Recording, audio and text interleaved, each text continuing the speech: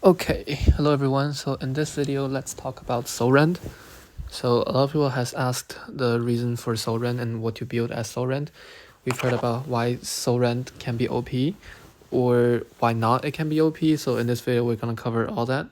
So first of all, let's just talk about Soul Rend as a build.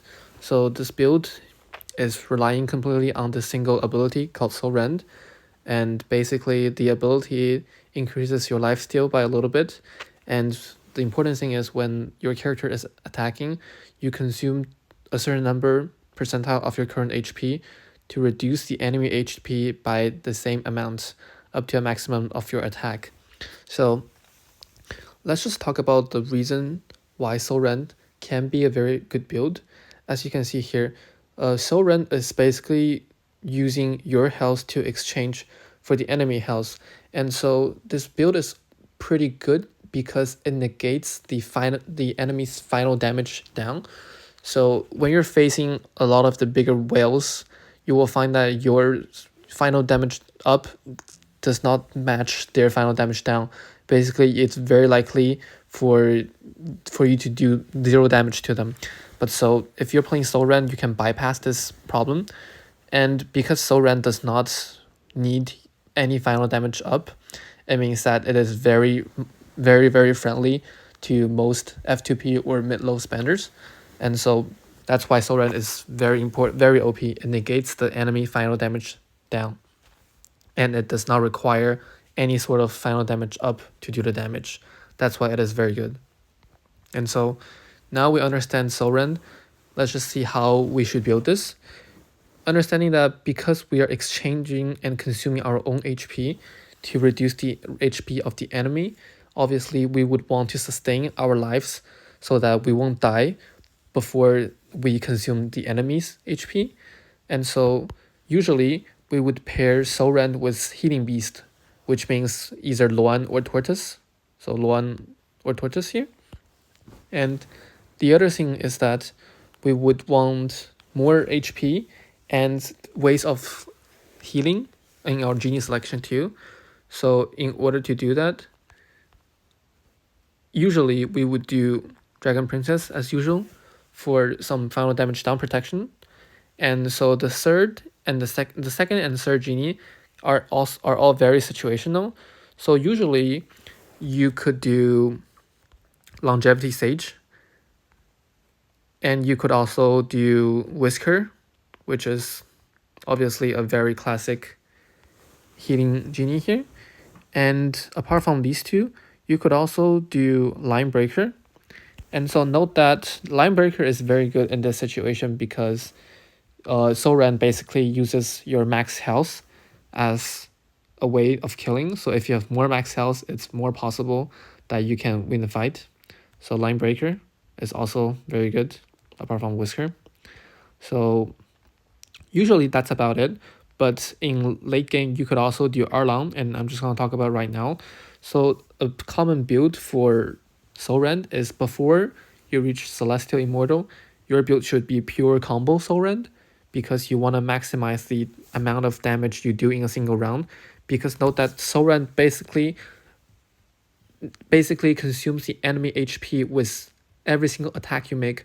So in order to maximize your damage with Soul Rend, you must try to attack as many times as possible in a single round, and that's why Soul Rend can be OP.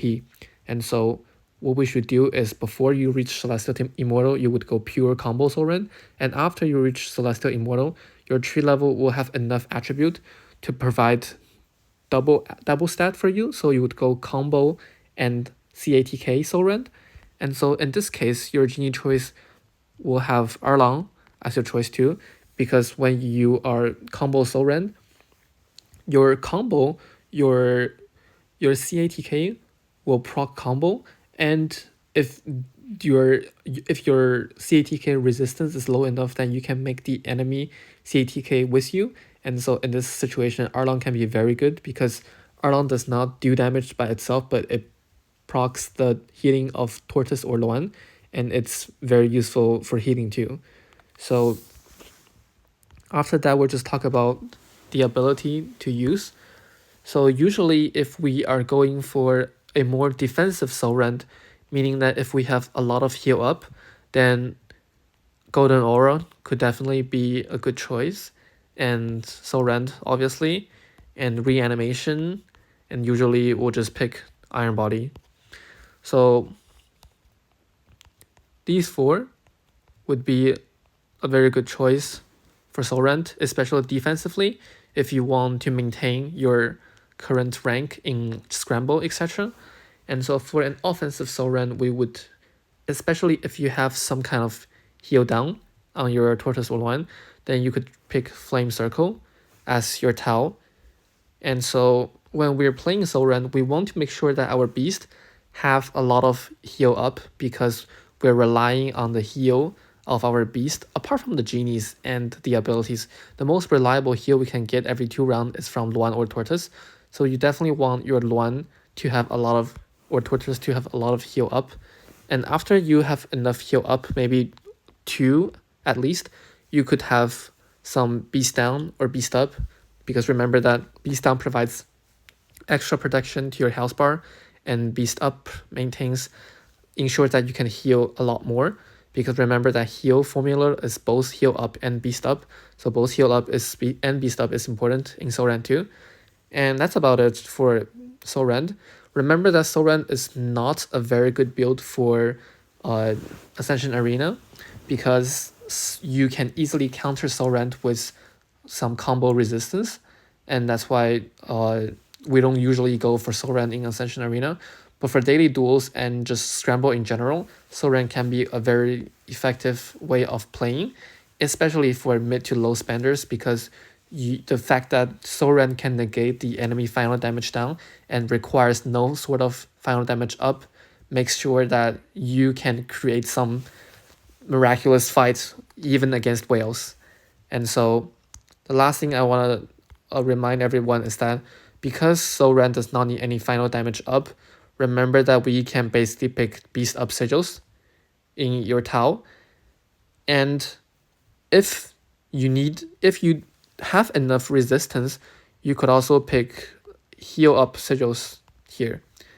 But that's about it, and please let me know in the comment section if you have any questions about Soul Rend.